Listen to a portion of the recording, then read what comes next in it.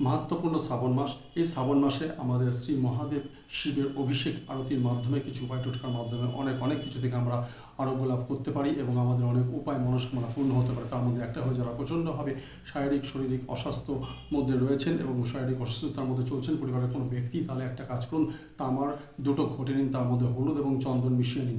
তামার ঘটের মধ্যে হলুদ চন্দন মিশিয়ে নিন এবং 108খানা বেলপাতা নিন।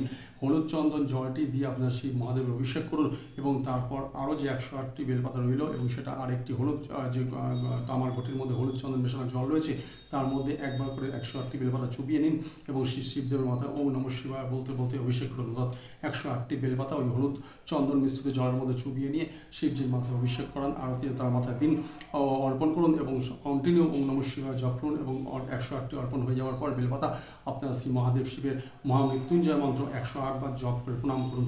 এবং এই উপায়টি যদি কম করে 5টি সোমবার করতে পারেন দেখবেন সেই আরোগ্য অস্বাস্থ্য ব্যক্তি যার শারীরিক অসুস্থতা রয়েছে আস্তে আস্তে অনেকটাই আরোগ্য লাভ করে উঠবে।